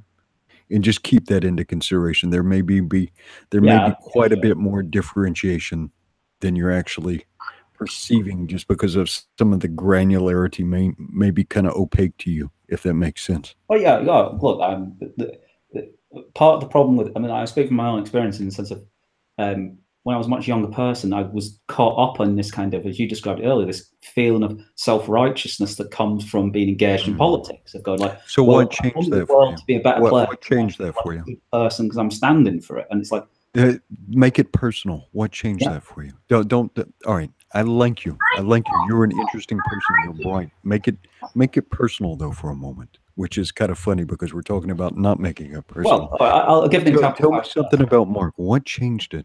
I'll give you an example. I'll give you an example of where I come from and how it changed. So, where I came from politically is, in American terms, I'd be from a blue collar family, so like a working class family. Okay. So I'm a working class kid, and I go to the local school, and the local school's dreadful. It doesn't have any academic standards. It doesn't have any facilities for smart kids. And I was like, in certain respects, I'm extremely dumb, and in other respects, I'm extremely smart. So in the narrow ways in which I was smart, I was a physics geek. I went and did physics as a kind of degree in physics. The ways in which I was smart, I was not encouraged in them. And I could see quite readily from the experience of my kind of father and how his talents were not utilized in society, and he didn't have those opportunities because of where he came from economically. And, America's quite a class-ridden society and doesn't seem to acknowledge it, at least from the outside. Britain's a kind of enormously class-ridden society, and kind of everyone talks about it. But so from a very early age, I got into my head, and I think still stand by this, that like most modern societies are not this simplistic kind of meritocracy where whoever has talent and merit automatically does well if they work hard. There are kind of structural features that mean that elites, that people who already have positions of power, gatekeep what can happen. So from that, I became kind of politically active on the left, believing that, like, the appropriate way of solving these things. Okay, this is so academic. Why did you become political? I became political because I saw how, for instance, my father was someone that for a long time was unemployed. What got your heart beating? Make it visceral. Things like, my dad for a long time was unemployed and on benefit. And I saw how the bureaucracy treated him for being unemployed, i.e., the pernicious combination of a kind of bureaucracy that claims to serve ordinary people that doesn't, has its own outcome. It strips your dignity away, doesn't it? Yeah, it strips your dignity away. Your father has to go queue up and fill out a card to get his share of the dole so he can bring something home. And there is something he loses this sense of purpose. He loses this sense of being able to provide for his family. But then, what did that do to your father? Did you see it strip some dignity from him? Some pride? Well, he was an enormously dignified man, but it took its toll. Later on, ironically, he got a job as a security guard working security in an unemployment office. And from that point of view, why did you get involved in politics? And it sounds like you had some aspect that was kind of like an SJW. maybe, or Well, maybe no, I'm that's the wrong word. I'm going to push back against that because, because if by social justice warrior you mean someone that thinks that political action can redress injustice in the world, then I think we're all SJWs. If by SJW you mean someone who doesn't believe in truth or believes in sharing of other people or believes that in no platform and other people, then I don't think I ever was an SJW. What I did have though is as a lot of young people do, is I got caught up in the certainty of my own ideas, as a lot of young people have, which is they think they've invented the wheel. When you're young, an idea occurs to you, you go like, wow, I'm the first person that's ever had this idea. If only these people had ever tried this. And then you get caught up in that's how people got the Khmer Rouge. Yeah, me and you just invented morality tonight, and everybody better get on with our version, better adopt our version of morality, or we're breaking out the shotguns tomorrow. Absolutely. And it's one of these things where you get caught up in the self-righteousness of having, and this is where ideology comes from ultimately, which is you start to have this belief that there's one set of ideas about the world that are true, that are universally true. And what's worse is, and this is where these bad actors come in, is that these people then politically bundle a set of ideas together. So you might believe in one particular idea of the left or the right, but then they say, well, if you believe in that, then you have to believe in this completely logically distinct idea because that's what people on the left believe, or that's what people on the right believe. So if you're conservative, you have to buy into this whole set of values. And if you're liberal or on the left or whatever it is, you buy into this whole set of values. And of course, that's the enemy of thought. That's why I've never been a joiner. I've never I've been an independent since the day I first registered to vote. I voted for Ross Perot twice. But yeah, and George Washington, I say it all the time. You guys have probably heard me say it 10 times, and I've only been on for a few weeks. But George Washington said that political parties would be the death knell of democracy. And he was absolutely right because of this mindset that you are describing right now. So let me ask you something. Hang on, because you've got a very particular conversational habit. But what I want you to do is inhale. When you were being politically active and very passionate about stuff, what amount of yelling at people did you find? What amount of anger and yelling at people? What was the appropriate amount of yelling and anger to display to convince a man of the sincerity of your argument or to change his heart? Were you ever able to quantify that? And you said you were a physics geek, so asking if you were able to quantify it, I'm probably asking the right person. What's the appropriate amount of yelling to change a man's heart? Well, as you can probably tell, I didn't really yell at people. I just talk over them so they can get away. In answer to that, I was never a yeller. That was never my personal error. Was never to believe that people should be no platformed or shamed or yelled at. My personal error was to believe that people who disagreed with me were just ill-informed and I had nothing to learn from them, rather than seeing that quite often people who disagreed with me simply had a different set of life experiences, had a different set of things they valued in the trade-off of politics and life, or might just have, we might share the same set of values, but we just disagreed about how pragmatically to achieve them. And as you grow older, I think it's a process that everyone has when they grow older, or at least I had, is that you start to realize that life's infinitely more complicated than it appears to you when you're 18. That life is about compromises, that morality is like that. I was always a person who, this is it probably goes hand in hand with my love of kind of comic books, is that a lot of these are kind of morality tales. And I was always someone that was concerned with the notion of like, I wanted to be a good person. I didn't quite know what being a good person meant. And when you're presented as a young person with an avenue that political activism is how you define being a good person. And I think it can be in limited doses, as long as you're combining it with a sense of personal morality and how you behave. Like political activism isn't. Okay, so here's where probably Mike and I might disagree with you as far as. But I actually like the train of thought he's going down because it is. But the personal morality. I'm just telling you I believe there's an absolute morality. Oh no, I'm a moral realist. Yeah, I believe in there is absolute morality. Yeah. But what he's saying, and it makes a lot of sense, is because a lot of these people are without a sense of personal morality, and when they're seeking for that, how do I be a good person? Like he was, a system. They find that system that taught to by their professors that this is how you change the world for the better, and you better get out there and do it, you know, by freaking burning cars and shooting cops. I don't know what the hell they're. Yeah, absolutely. But this is where we disagree in the sense of I trace the antecedents of this in part, not in total, but in part to Hayekian neoliberalism, in the sense of this fetishization of the market. Partly what it did was undermine the notion of community. Now, Mrs. Thatcher, kind of Prime Minister in Britain during the 80s, who was the kind of leading exponent of this here, famously said, there's no such thing as society, there's only individuals. Now, I think that's a fundamental categorical error in the sense of there is such a thing as society and there are individuals, and society comes out as an emergent property of individuals in communities. Now, if you remove community from people, all sense of community, if you turn people who are citizens into just passive consumers, they lose any sense of how those individuals can have a sense of personality. Because how are you supposed to express your morality in whether you buy, you know, this widget from this shop, this widget from the other shop? Did not Thatcher's what is the word for what she did? They just did it in Greece. I forget what it was, but her policies turned the economy around. How large? Mark, hang on. Let's make this more particular. How large is the area you're from, Mark? I'm from a city called Leeds. That's got about, these days, it's probably got about 600,000 people in it. 600,000. Okay, I'm from a town.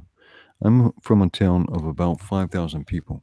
Is where I grew up, and it was about 65% mixture of probably English, Irish, and Scots, right? Of a particular type that settled in the American South, and the other 35% was African Americans. Some of this particular sense of community and so forth, I think it stems from like the areas you grew up, because we had, you know, quite a bit of diversity, a particular diversity, but we also had a strong sense of community, because like in the United States, you've got like different regions have different dialects, have different ways about going about their lives. One of the things I used to do with my father, he ran a small radio station. We would go out to these small communities where they would have volunteer fire and rescue services. And so they would get together and they would barbecue pork and fish, and they would sell this, and this is the way that they would pay. These small communities would gather the funds to pay for their ambulances and their firefighting equipment that was all run by volunteers. So there's a very strong sense of community. None of it proceeded from government, though, right? So no. But that's not what I'm saying. Don't misunderstand. I'm not saying that let me finish the one because it's incomplete. It's incomplete. Wait, austerity. Booker austerity. That's what I was looking for. No, I'm not saying where I was trying to go government from can create. is where me and Mike might differ from where we might differ from you is the least amount of government that's required for an orderly society and for the provision of basic services and for the defense might be something that we're looking at. Whereas another perspective might be finding the very optimal or best form of government. Like there's some version of government that can give everybody what they want and what they should have and the best quality of life. This might be a place where me and Mike might differ from you a little bit, I suspect. Well, again, it's like, I mean, I'm sure there are lots of places where we disagree, but I think think about this, right?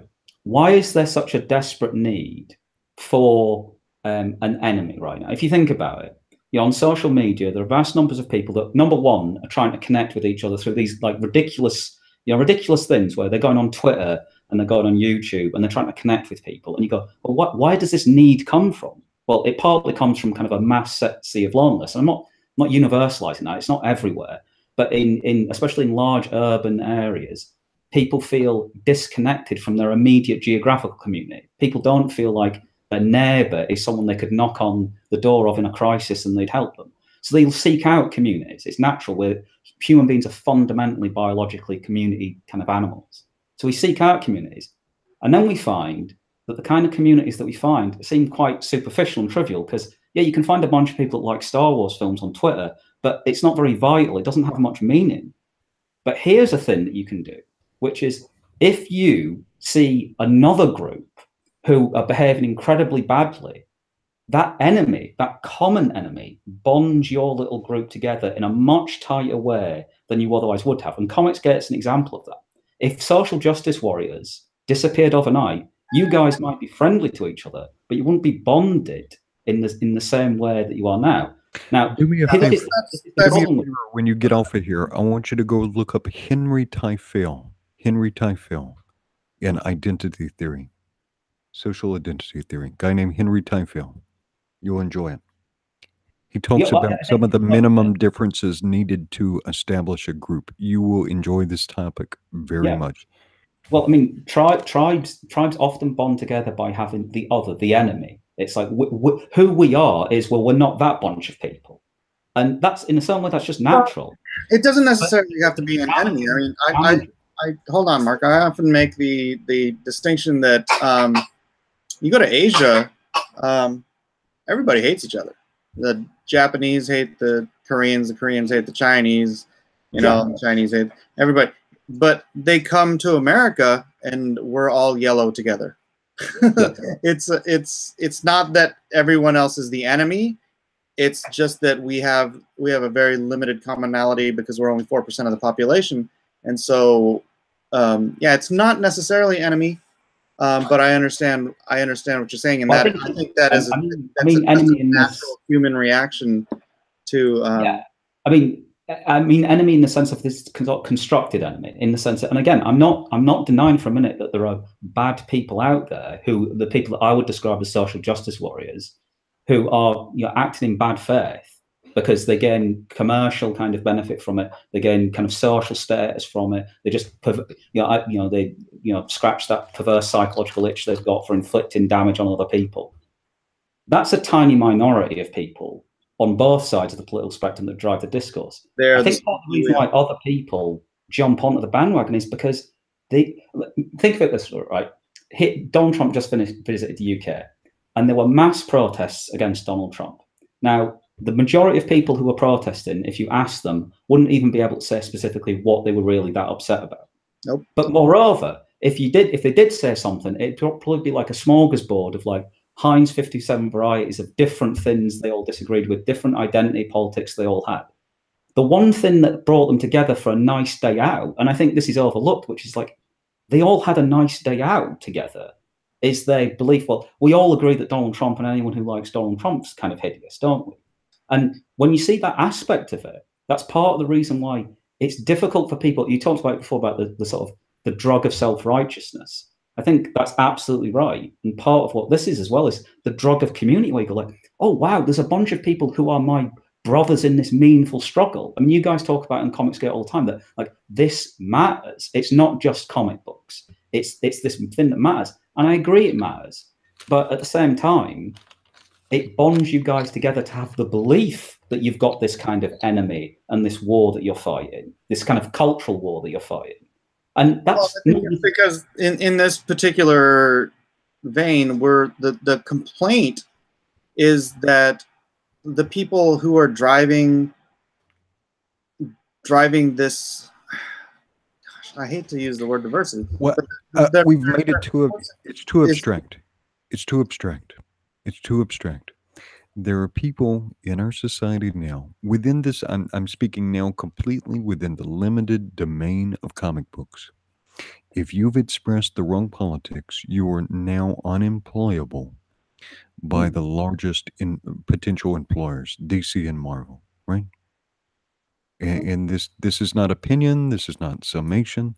This is something that's been clearly communicated. And some of these people, furthermore, have even been identified and targeted for violence and harassment. This is not, this is not my opinion. This is a matter of record. Well, and look, I wasn't meaning to belittle the seriousness of it. It is serious. What I'm saying is that in a wider sense, it's one example. I mean, put yourself in the mindset of the leftist social justice warrior, right? If you were to take them as assume they're an honest actor rather than a dishonest actor, assume that they really do believe what they're saying, and it's not just kind of hypocrisy and hyperbole, but they really do believe what they're saying. What they would say is, well, you guys might be fine, you guys might not be racist, but at some tiny percentage of the extreme end of Comicsgate, some nutter that they can find online is a racist whose beef really is that they don't want to see Black Iron Man or something, right? And they use that one aberrant example to justify their war on everything else, in the sense of you're all lumped in the same thing, and it becomes an ideological struggle for them where they are the righteous one and they're fighting this meaningful struggle. If people, I bring that back to what I was saying before, is that they look at anyone who disagrees with them as different, and so they don't have to, like you said, think of them as good, honest actors who just happen to have this peculiar ideology. They are incapable of thinking of us that way. I'm talking about legitimately the SJWs who are destroying. So that's partly why it's got this characteristic of a moral panic, because politically, if you have a political discourse, then you go, this person disagrees with me politically. Normally what you go is like, well, they're either misinformed about the world, or they've got different values from me, or they've just got different pragmatics. Yeah, that's how rational people think. Yeah. But that's not how, I don't want to make this distinction between rational and irrational. You're right about that, but I think it's this morality thing. Because imagine that you have that discourse about morality with someone. I mean, Edwin just described himself as like a moral absolutist. I'm a moral realist. I believe there is a real thing called the moral, and there are many universals in that. Now, if you encounter someone, and just think about it as like tribes, it's like you can accommodate a wide set of differences politically. You can't really accommodate that wide a set of differences morally. We can't agree that there's a paedophile ring living down the street, but we'll just agree to disagree about our moral frameworks. It's intolerable to us. It's like morality is different from politics. Communities have to have a very narrow window of morality that everyone operates in, and that's why this kind of politics in morality is dangerous. This is a fantastic conversation to have, but it is 1 o'clock in the morning, and the door you just opened is an hour-long conversation that I don't have time for. I actually have to head to Victoria's Secret. We are in the process of renovating. Well, it's not as sexy as it sounds. We're actually knocking some walls down there so some other people can make it look nice. Yeah. But I appreciate you coming on, Mark. You are a very eloquent, intelligent young man, and I wish we could have disagreed more.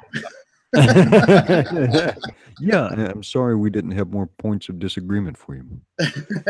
I'm a big fan of all you guys, and keep up the good work. Just remember to be tolerant of your left-leaning fans who are Absolutely. they're not the enemy. Do I not come off as tolerant?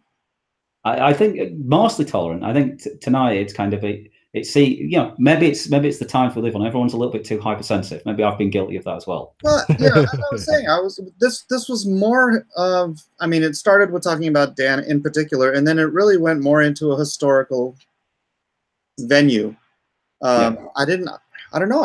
I certainly don't consider myself intolerant. I understand that people have deeply held convictions that are the opposite of mine, and I don't consider them evil people for it, and I don't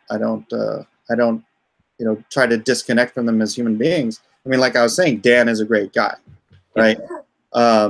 He's that's the take-home message of all this. It's like all of people of good faith fight against this stuff by not falling into the trap of using the weapons of these people.